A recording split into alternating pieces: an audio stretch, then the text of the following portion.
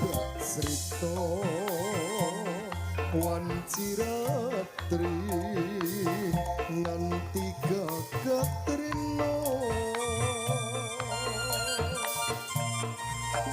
catatan sajroning ati datan luntur saya merati aku kowe dadi garwa mergo lara nang kubuk asmara.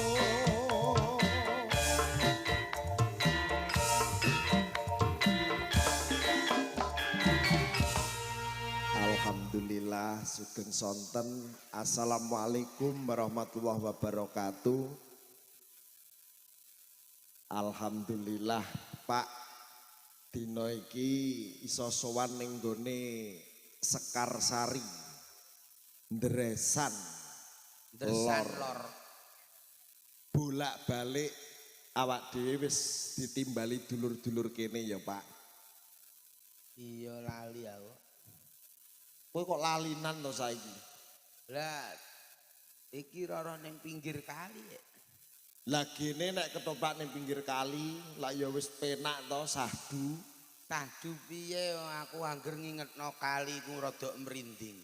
Lah kok merinding perkarane apa? Ono kresek kampul iku mesti aku yakin nek iku mesti isine pempes kok. Lho. Lah kowe kok iso niteni nek iku pempes lho, ketoke kowe kok tahu punya kejadian babakan pempes. Tahu aku. Wong do mbuak sampah ning pinggir dalan tak darani apa barange ceblok tak tututi tak jimuk malah wonge bantre nek numpak motor. Lah terus akhirnya piye?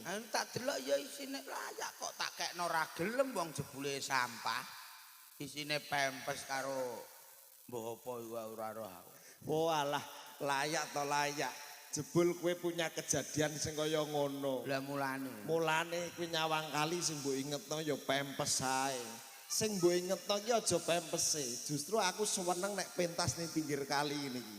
Sahdu ya to.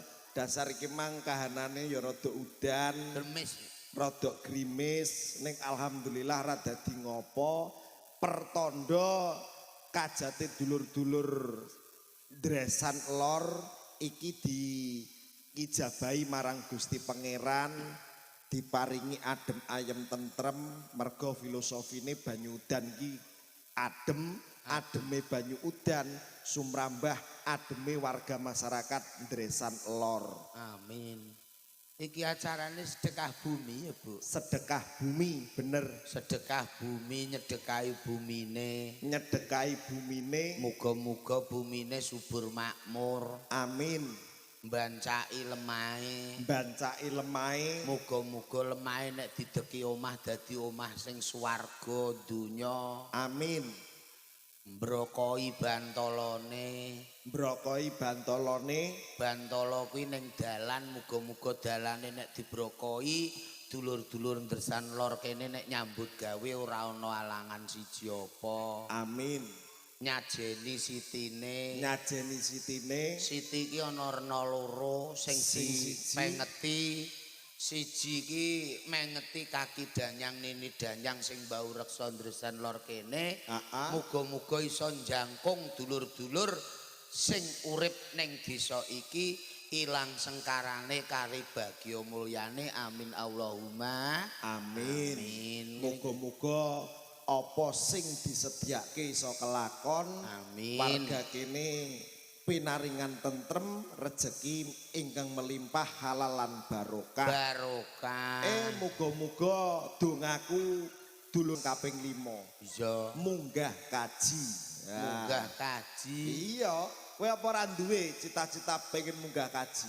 Aku jane ameh putus asa ning ndek ini aku terus ditelepon karo pihak panitia munggah kaji. Saged Pak Desendor niki wonten jadwal.